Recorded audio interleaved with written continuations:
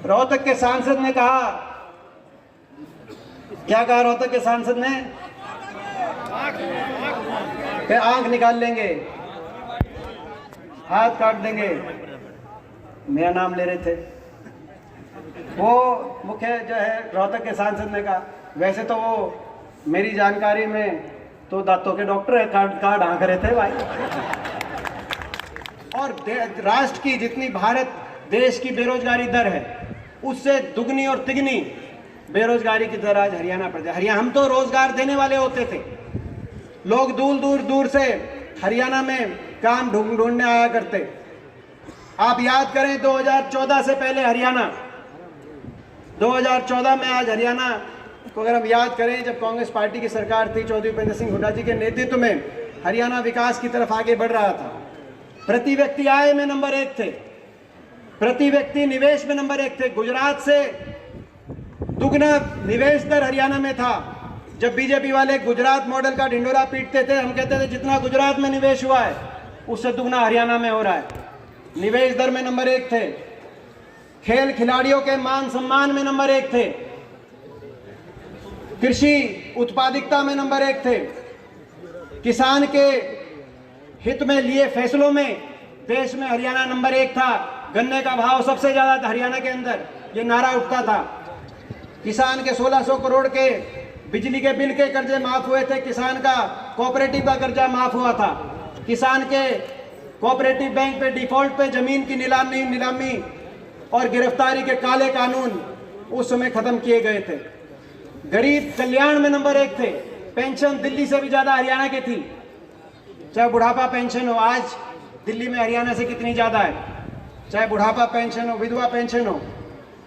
100 गज के प्लॉट की स्कीम पूरे देश में कहीं नहीं थी। हरियाणा में 4 लाख परिवारों को, गरीब एससी वर्ग के भाई, बैकवर्ड के, छत्तीस बिरादरी गरीब परिवार, 4 लाख से ज्यादा परिवारों को 100 गज के प्लॉट, और उसमें मकान की प्रियदर्शी आवास योजना के माध्यम से मकान की योजना और उस कॉलोनी की विकास को महात्मा गांधी ग्रामीण बस्ती योजना के नाम से गांव के अंदर हर वर्ग के फैसले उस समय लिए जा रहे थे। और आपस में भाईचारा था, आपस में खुशहाली थी, कानून व्यवस्था अच्छी थी, हरियाणा आगे जा रहा था। मगर लोगों ने उस समय फैसला दिया कि बदलाव, क्योंकि सृष्टि का नियम है बदलाव, फैसला दिया, बदलाव हुआ।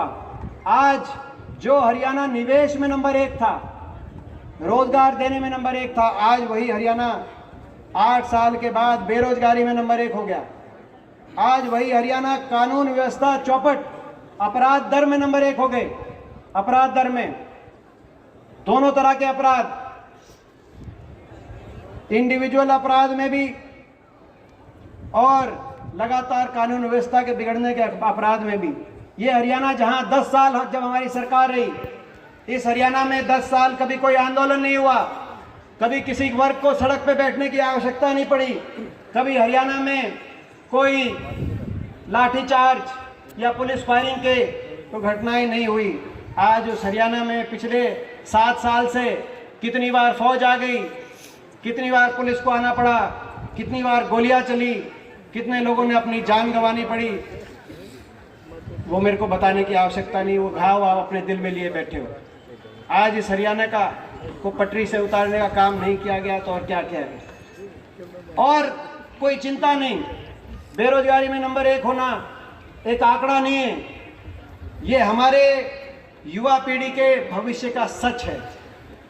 और उसके ऊपर इन घाव पे और नमक छिड़कते हुए इतना बड़ा भर्ती घोटाला, देश में इतना बड़ा भर्ती घोटाला, मैं भी 17 साल से देश की सबसे बड़ी पंचायत में आपके आशीर्वाद से मुझे वहां देश की राजनीति को समझने का, देखने का मौका मिला है। इतना बड़ा व्यापम का घोटाला मध्य प्रदेश में, जिक्र था व्यापम में घोटाला हो गया, 20 पेपर लीक हो गए। व्यापम का घोटाला, देश की सरकार हिल गई थी, मध्य प्रदेश की सरकार चली गई थी। हरियाणा में 30 से ज्यादा पेपर लीक, एक के बाद एक। और केवल पेपर लीक नहीं, जहां से वो पेपर बन रहे हैं, HPSC और HSSC, staff selection commission, public service commission, वहां नौकरी, ऐसा लग रहा है नौकरी की बेचने की दुकानें चल रही हैं। अभी छापेमारी हुई, आपने देखा होगा, जो पेपर लीक हुए, जिस कंपनी के माध्यम से चेक कराए जाते थे पेपर, उसी कंपनी को एक बार हटा के दोबारा दे दिया गया। कोई उस पर इंक्वायरी नहीं, उनको दोबारा क्यों दे दिया गया। मगर उसके बाद जब बहुत बड़े बड़े अलग अलग प्रदेशों के अंदर गिरोह के कुछ सदस्य पकड़े जाने लगे, क्योंकि इसके तार, हरियाणा भर्ती घोटाले के तार पूरे देश में जुड़े हुए हैं, कोई कश्मीर में पकड़ा गया तो कोई नोएडा में पकड़ा गया, तो पकड़े जाने लगे तो दबाव में छापेमारी हुई। और जब छापेमारी हुई तो 3 करोड़ 60 लाख रुपए एक डिप्टी सेक्रेटरी, एचपीएससी के एक डिप्टी सेक्रेटरी, मैं आपकी जानकारी में लाना चाहता हूं, डिप्टी सेक्रेटरी की कोई पद नहीं होता, ये पद बनाया गया और फिर ये अनिल नागर जो लगे थे उनको लगाया गया। पहले पद बनाया गया, कभी पद नहीं था, मुख्यमंत्री जी ने स्पेशल पद बनाकर और इन्हीं को लगा दिया, लगाया गया। और जब छापेमारी हुई, उनके दफ्तर में जब छापेमारी हुई तो 1.25 करोड़ के करीब तो उनके दफ्तर से पकड़ा गया। बताओ कितनी खुली लूट, 200 करोड़ खा रहे हैं जी, 200 ये आप ये देखो, बताओ कितनी खुली लूट। घर की भी बात नहीं देखी, बोला दफ्तर में ले आओ, इतनी खुली लूट। ये जो बेखौफ, यानी कि किसी के संरक्षण के बिना नहीं हो सकता, कहीं ना किसी विश्वास पे बैठे थे। और अभी एक पकड़ा गया, उसने तो कहा कि मैंने 1000 बच्चों को पेपर क्लियर कराया था। और जब छापेमारी में केवल पैसा नहीं गिरा, केवल पैसा ही नहीं पकड़ा गया, 3 करोड़ 60 लाख, लिस्ट पकड़ी गई। क्या लिस्ट थी कि एचपीएससी प्रीलिम 50 लाख आप भेजते हो मुखर्जी नगर कोचिंग कराने, 50 लाख में एचपीएससी प्रीलिम क्लियर करा रहे हैं। Dental surgeon 35 lakh, staff nurse 15 lakh, ANM 20 lakh. उससे पहले एसएससी के अंदर लिस्ट पकड़ी गई थी, क्लर्क 10 लाख, ड्राइवर, बस के ड्राइवर 5 लाख और कंडक्टर 4 लाख। बताओ, कंडक्टर और ड्राइवर में भी भाई लिस्ट में फर्क। जिस तरीके से परचून की दुकान में दाल, चीनी, टॉफी और चॉकलेट के अलग अलग भाव तय किए जाते हैं, इतने में टॉफी और इतने में चॉकलेट, कौन सी चाहिए बताओ भाई।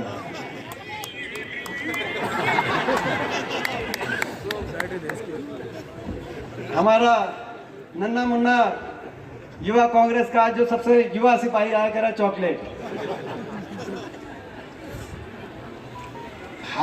लाखों हरियाणा के युवाओं के भविष्य के साथ ये मजाक नहीं है। तो मैं आपसे पूछना चाहता हूं, क्या इतनी खुले में लूट, और ऐसे खुले में लूट, बेशर्मी से,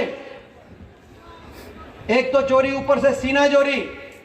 कल विधानसभा में एक और प्रस्ताव ले आए कि जो यूनिवर्सिटियां हैं, ये यूनिवर्सिटियां जिन यूनिवर्सिटियों को 10 साल की आपकी सरकार में हरियाणा में रिकॉर्ड 15 यूनिवर्सिटी, सरकारी यूनिवर्सिटी हरियाणा में बनाई गई थी, जिसमें चाहे सोनीपत की मूर्थल यूनिवर्सिटी हो, चाहे बाबा साहब अंबेडकर नेशनल लॉ यूनिवर्सिटी और राजीव गांधी एजुकेशन सिटी में चाहे खानपुर यूनिवर्सिटी हो, पूरे प्रदेश में 15 यूनिवर्सिटी बनाई गई थी। आज ये सोनीपत में मैं खड़ा हूं, जिस सोनीपत में 2005 से पहले एक सरकारी यूनिवर्सिटी किसी सरकार ने बनाने का काम नहीं किया, और जब हमारी सरकार आई तो यहां पर 5 सरकारी यूनिवर्सिटी बनाने का काम हुआ। आज सोनीपत में खड़ा हूं।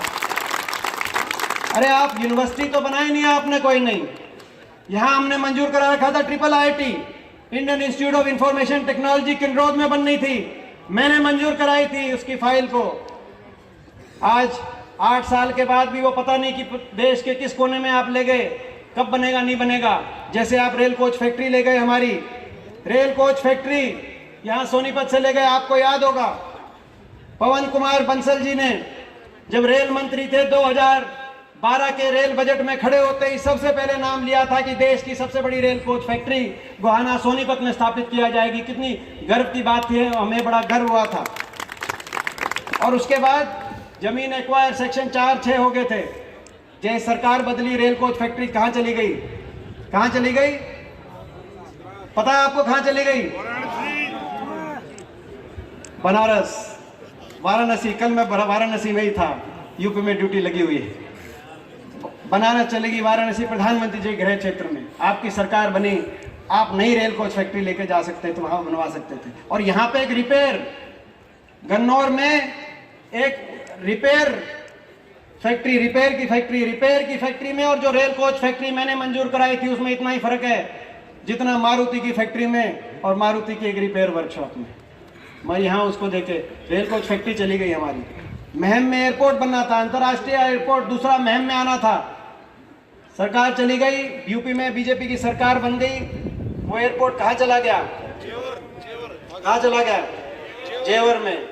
मैं इसीलिए बता रहा हूँ कि याद करने की, हरियाणा में जो आज रिकॉर्ड बेरोजगारी है, दोनों ही तरफ से मार है, सरकारी नौकरी की भी मार है और निजी निवेश नहीं हुआ हरियाणा में। विकास की तरफ जितनी रफ्तार से जाना चाहिए था, नए काम तो कराए नहीं, पुराने प्रोजेक्ट को भी उठा के लेके नोएडा चला गया, जेवर में। प्रधानमंत्री जी उसके उद्घाटन कर रहे थे आज से 5-10 दिन पहले, मैं टीवी देख रहा था। मैं ज्यादातर उनकी बात से सहमत नहीं होता, लेकिन उस बात से मैं सहमत था जो उन्होंने कहा कि आज ये जेवर में ये जो एयरपोर्ट नोएडा में बन रहा है, अंतर्राष्ट्रीय एयरपोर्ट, ये IGI इंटरनेशनल एयरपोर्ट की तरह ये लाखों युवाओं को रोजगार देने का काम करेगा। मैं उनकी उस बात से सहमत था। तो किस बात का आप एक भारत की बात करते हो? भारत सरकार की कैबिनेट ने जिस एयरपोर्ट को महम में मंजूर के लिए प्रस्ताव 2012 में पास था, क्योंकि ये बनना 2020 के आसपास था, जब दिल्ली के एयरपोर्ट का ट्रैफिक पूरा हो जाए उसके बाद बनाने की प्लानिंग थी। उस एयरपोर्ट को आपने यहाँ से लेके, मगर उससे ज़्यादा दुख इस बात का है कि हरियाणा के जो सरकार में बैठे हैं, जो यहाँ के सांसद बैठे हैं, उन सांसदों ने या उस मुख्यमंत्री ने, पूरी सरकार ने एक बार भी किसी ने खड़े होकर ये नहीं कहा कि ये रेल कोच फैक्ट्री नहीं जानी चाहिए, ये एयरपोर्ट हमारा नहीं जाना चाहिए, IIIT नहीं जानी चाहिए। नए काम तो आपने कराए नहीं, 8 साल एक एक करके पुराने काम दूसरे प्रदेशों में स्थानांतरण कर दिया गया। आज हरियाणा की युवा पीढ़ी अपने भविष्य के लिए जब सवाल पूछती है, ना कोई औद्योगिक क्षेत्र बनाया गया। खरखोदा की IMT, जयवीर जी बैठे हैं, खरखोदा की IMT किस सपने के साथ बनाई गई थी IMT? अभी तक उस IMT के अंदर, जैसे मानेसर की IMT है, उस तरह उस IMT के अंदर बहुत सारा भी निवेश हो जाना चाहिए था। मैं पूछता हूँ, 8 साल में उस IMT में आप लोग बैठे हो, खरखोदा की IMT में आपने कोई फैक्ट्री लगती देखी 8 साल में? खाली पड़ी है। बताओ भाई सतीश, खाली पड़ी है जी, रोड भी ना बने। अब कह रहे हैं कि जो मारुति, और ये मारुति आनी चाहिए थी 15 में, 7 साल कोई फैक्ट्री नहीं, कोई नई IMT नहीं, कहीं नहीं औद्योगिक क्षेत्र नहीं। युवा कैसे इंतजार करेगा? युवा का भविष्य के बारे में हम क्या करेंगे? और जब हम बात करते हैं कि इतनी बड़ा भर्ती घोटाला हो गया, इसकी जांच करो, तो बोले जांच नहीं। मैंने कहा एक तरफ चोरी, ऊपर से सीना चोरी।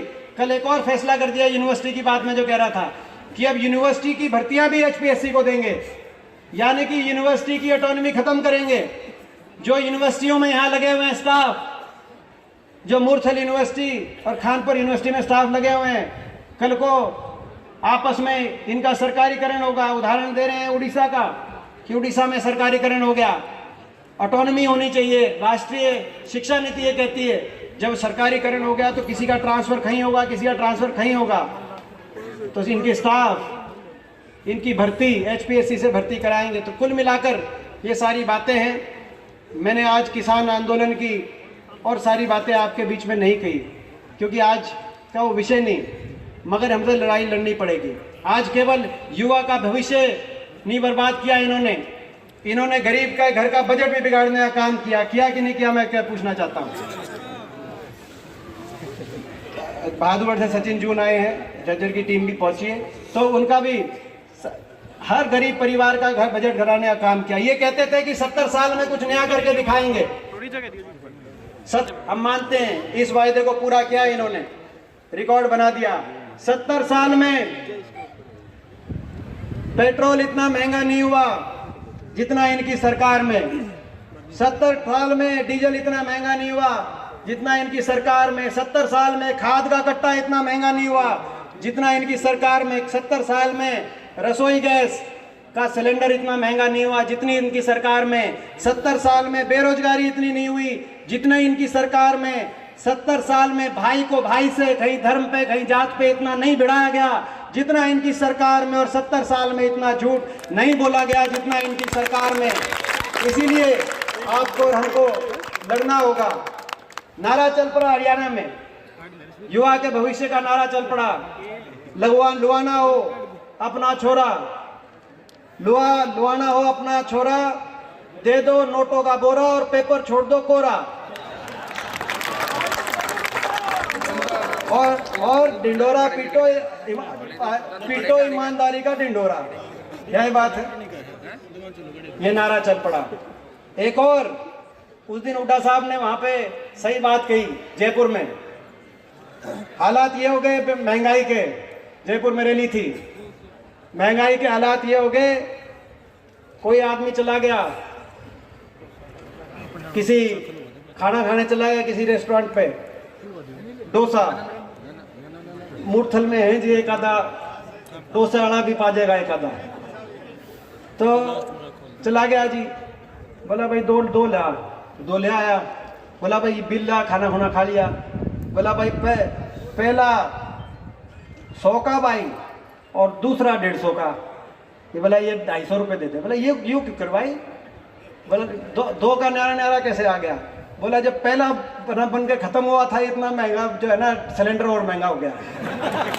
ये हालात तो ये है, तो महंगाई की इनसे आज हमें और आपको लड़ाई लड़नी पड़ेगी। मैं आप सबको इस बात के लिए भी धन्यवाद करता हूं और बधाई देता हूं कि आज सिंघू बॉर्डर बहुत लंबे समय तक एक जायज़ हक के लिए किसान लड़ाई लड़ रहा था और सरकार ने ज़बरदस्ती उनको सिंघू बॉर्डर बिठा दिया, नहीं तो जाना चाहते थे रामलीला ग्राउंड दिल्ली। रामलीला ग्राउंड में परमिशन नहीं दी। वो रामलीला ग्राउंड सदा देश के बड़े बड़े आंदोलनों की गवाही जिस रामलीला ग्राउंड ने दी है। जब हमारी भी सरकार थी, जब इंदिरा जी की सरकार थी, जयप्रकाश नारायण ने वहाँ पे आंदोलन किया। जब डॉक्टर मनमोहन सिंह जी की सरकार थी तो अन्ना हजारे ने आंदोलन किया, वो उसमें कोई भी कर सकता था, लेकिन सरकार ने कह दिया ये किसान आ रहे हैं, इनको रामलीला ग्राउंड नहीं देंगे, इनको दिल्ली में बढ़ने नहीं देंगे, देश की राजधानी में घुसने का इनका अधिकार नहीं। और जबरदस्ती सिंघू बॉर्डर पे उनको बिठाया और बहुत बड़ा पेशेंस, धैर्य की परीक्षा ली, अग्नि परीक्षा देनी पड़ी किसान को। और आप सबको तरह तरह के ताने, तिरस्कार, बड़ी बड़ी बात की गई, कहा गया, मुख्यमंत्री जी ने कहा कि लठ उठा लो इन पे, ये भाषा है, और फिर ढिंडोरा पीटते हैं, ये भाषा लठ उठा लो। और कहा था कि नहीं कहा था मुख्यमंत्री जी ने? कहा गया, रोहतक के सांसद ने कहा, क्या कहा रोहतक के सांसद ने? कि आंख निकाल लेंगे, हाथ काट देंगे। मेरा नाम ले रहे थे वो मुख्य जो है रोहतक के सांसद ने कहा, वैसे तो वो मेरी जानकारी में तो दांतों के डॉक्टर है, कार्ड हाँक रहे थे भाई। कहा एक एसडीएम ने, आईएएस लेवल के अधिकारी ने कहा करनाल के अंदर कि कोई भी दिखे बिना सर फूटे नहीं डिब्बा वापस आना चाहिए। और एक किसान की उस लाठी चार्ज में डेथ हो गई। वो किसान मुख्यमंत्री जी के प्रोग्राम के 40 किलोमीटर दूर टोल पे बैठे थे। मुख्यमंत्री जी करनाल थे, 40 तो नहीं होगा लेकिन कम से कम 20-25 किलोमीटर जरूर होगा, तो बस्ताड़ा टोल है करनाल से, इतनी दूर बैठे थे। और तो तरह तरह की बातें उकसाने की कही गई, लेकिन शांति के मैं धन्यवाद करता हूं अपने देश के अन्नदाता का, किसानों का। इस सब के बावजूद शांति, अहिंसा, लोकतंत्र में अगर सबसे बड़ी जीत हुई है तो इस आंदोलन ने अग्नि परीक्षा दी है। और आपने धैर्य, शांति और अनुशासन का जो परिचय दिया है, देश के इतिहास में सुनहरे अक्षरों में नाम लिखा जाएगा कि भारत के प्रधानमंत्री जी को भी, प्रधानमंत्री को आपने जिताने का काम किया। और सोनीपत के लोगों ने जो इतनी बड़ी आहुति दी, इतनी बड़ी इनकन्वीनियंस थी, लेकिन उसके बावजूद भी आपने आहुति दी कि भाई हम ये जायज़ अपने हकों की बात करें। तो आज वो आंदोलन की जीत हुई है। इस अवसर पे भी मैं आपका भी धन्यवाद करता हूँ, किसान को मुबारक देता हूँ। और आप सबसे आखिर में पूछना चाहता हूँ, ये जो लड़ाई हम लेके चले, पंचकुला से हमने शुरुआत करी थी, युवा कांग्रेस की लड़ाई, ये लड़ाई प्रदेश को दोबारा से ट्रैक पे लाने की लड़ाई है, प्रदेश को विकास के रास्ते पे दोबारा से लेके जाने की लड़ाई है।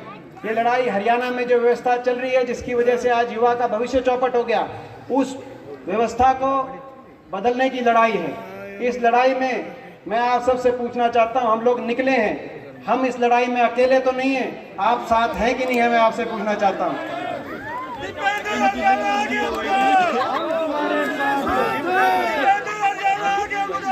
हम तुम्हारे साथ हैं, सारे हम तुम्हारे साथ सारी हैं। सारी युवा कांग्रेस यहाँ बैठी है। सब हम आपसे पूछना चाहते हैं, बहुत से युवा साथी आए हैं, बहुत से बड़े आए हैं, आपका पूरा आशीर्वाद जो बड़े हैं और आपका पूरा साथ और पूरा समर्थन इस लड़ाई में हर कदम पे हमारे साथ रहेगा। तो एक बार हाथ खड़ा करके मैं आप सबसे कहूँगा कि भाई हमारा साथ और समर्थन आप दें। मीडिया के वालों का भी धन्यवाद, इन्होंने भी हाथ खड़े करे हैं। पुलिस कर्मियों का भी धन्यवाद, पुलिस वालों ने भी हाथ खड़े करे। इससे आपको अंदाजा हो सकता है कि क्या बात है। हरियाणा में बदलाव होकर रहेगा और आप हरियाणा में बदलाव लेके आएंगे। मैं आग्रह करूंगा हमारे सुरेंद्र पवार जी, वो आकर आप सबका धन्यवाद करेंगे। जय राम जी की, जय यूथ कांग्रेस की और जय सोनीपत।